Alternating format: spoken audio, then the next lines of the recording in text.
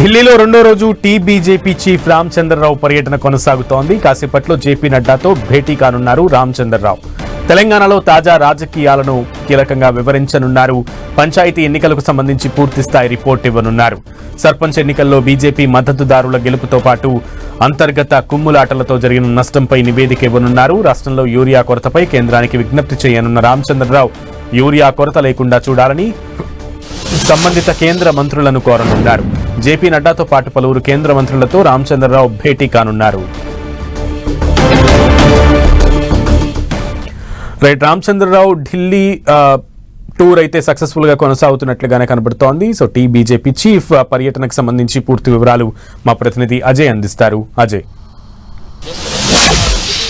రాష్ట్ర అధ్యక్షుడు రామచంద్రరావు రెండో రోజు ఢిల్లీ పర్యటన కొనసాగుతున్నటువంటి పరిస్థితి కనబడుతుంది. నిన్న BJP national working president Nitin నబీన్ను కలవడం జరిగింది. ఈరోజు బీజేపీ జాతీయ అధ్యక్షుడు జేపీ నడ్డాను కూడా కలున్నారు. ఈ నేపథ్యంలో రాష్ట్రంలోని తాజా రాజకీయ పరిస్థితులకు సంబంధించినటువంటి వివరాలన్నీ కూడా ఆయనకు వివరించనున్నారు. రాష్ట్రంలో పార్టీ స్థితిగతులు ఏమున్నాయి, కాంగ్రెస్ పార్టీ ఎలాంటి కామెంట్ చేస్తుంది, బీఆర్ఎస్ పార్టీ ఏ విధంగా కామెంట్ చేస్తుంది, వాటిని ఏ విధంగా తిప్పికొడుతున్నారు, రాష్ట్రంలో బీజేపీ పరిస్థితి ఏ విధంగా ఉంది అనే అంశాలపైన పూర్తిస్థాయి రిపోర్ట్ను కూడా ఆయన ఇవ్వనున్నారు. వీటితో పాటు ఇటీవల జరిగినటువంటి సర్పంచ్ ఎన్నికల్లో పార్టీ ఏ విధమైనటువంటి ఫలితాలను చవిచూడాల్సి వచ్చింది, దానికి గల కారణాలేంది, గతంలో సర్పంచ్ స్థానాలు ఎన్ని బీజేపీ కైవసం చేసుకుంది, ఇప్పుడు ఎన్ని స్థానాలను కైవసం చేసుకుంది, అదేవిధంగా రాష్ట్రంలో బీజేపీ నేతల మధ్య ఉన్నటువంటి అంతర్గత కుమ్ములాటల వల్ల ఏ విధంగా కొన్ని చోట్ల పార్టీ నష్టపోయింది అన్న అంశాలను కూడా ఆయన వివరించారు. మరీ ముఖ్యంగా ఏదైతే కొన్ని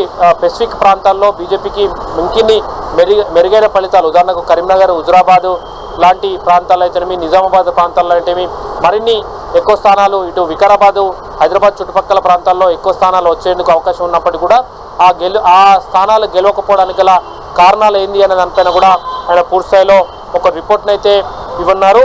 అదేవిధంగా జేపీ నడ్డా ఫెర్టిలైజర్ శాఖ మంత్రి కూడా ఆయనే కొనసాగుతున్నారు. ఈ నేపథ్యంలో రాష్ట్రంలో నెలకొన్నటువంటి యూరియా కొరత ఉందన్నటువంటి వార్తలు వస్తున్నటువంటి నేపథ్యంలో ఆ వార్తలను కూడా జేపీ నడ్డాకు దృష్టికి తీసుకెళ్తున్నారు. రాష్ట్రంలో యూరియా కొరత లేకుండా చూసుకోవాలని, అదేవిధంగా ఇప్పటి వరకు రాష్ట్ర ప్రభుత్వం ఎంత ఇండెంట్ పెట్టింది, కేంద్ర ప్రభుత్వం ఎంత సరఫరా చేసింది, ఇండెంట్కు సరఫరాకు మధ్య ఉన్నటువంటి గ్యాప్ను ఫుల్ఫిల్ చేసేందుకు ఉన్నటువంటి అవకాశాలు ఏంది, ఎలాంటి యూరియా కొరత లేకుండా చూసుకునేందుకు కావాల్సినటువంటి అంశాన్ని కూడా ఆయన దృష్టిలోకి తీసుకెళ్లారు.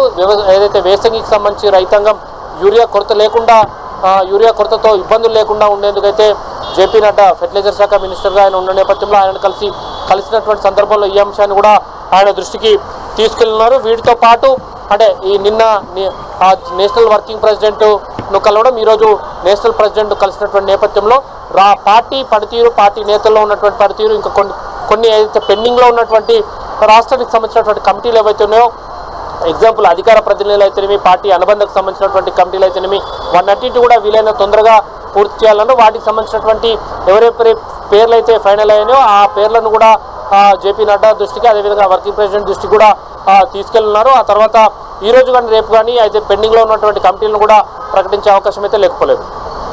ఓకే అజయ్.